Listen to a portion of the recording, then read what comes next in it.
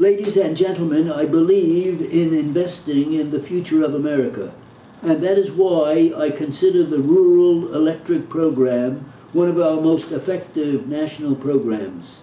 It stands today as one of the great results of an era in American history. To appreciate it, I think you have to reflect just a moment on that era. It came into being because a great crisis seized our country.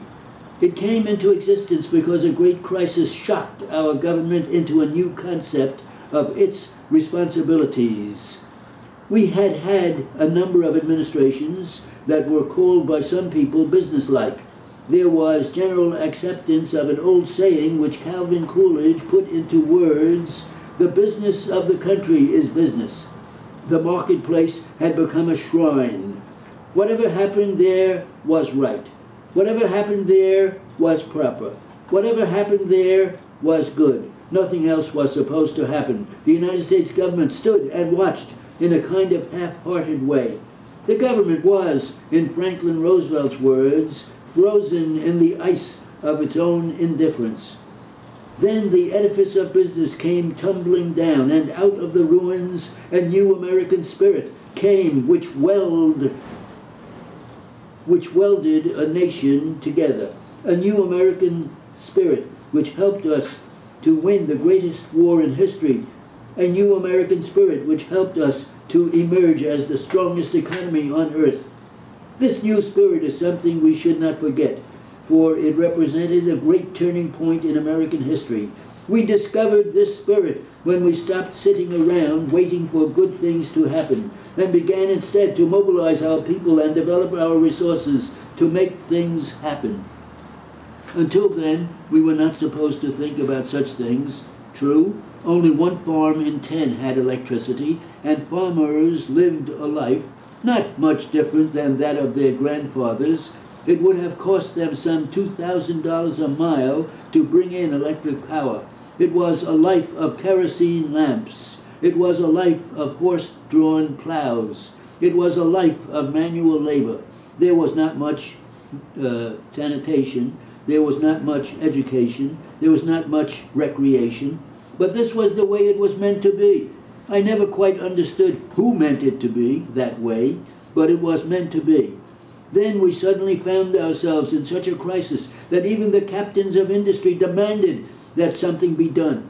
And in a very short period of time, the American people, frightened into action and goaded by their fear, set the United States government onto an entirely different course. Of course, one way to build the nation was to electrify all the farms and extend for the first time the full benefits of our great economy into rural areas. Naturally, a few called this socialism.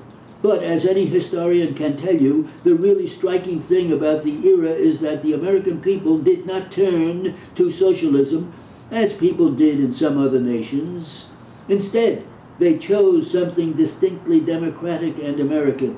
They created independent cooperatives with capital provided on a strict loan basis from the federal government. The program was in the finest tradition of a viable democracy, and the results were spectacular. Today, the greatest praise for the program comes from the bitterest enemies, the owners of the big private utilities, who announce proudly that 95% of the farms of America are now electrified. That is right. They are the farms which American business leaders and the government once thought it was better to leave in peasant-like poverty than to lift a hand to help, because they said there was no profit in it.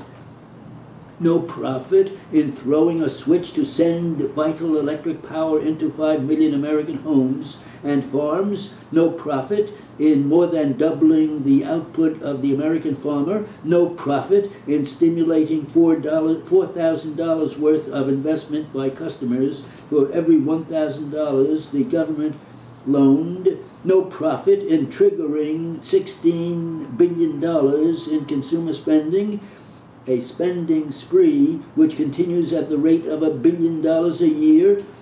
In my opinion, The electric program was one of the most profitable ventures ever undertaken by America, and I think that we should keep its example before us.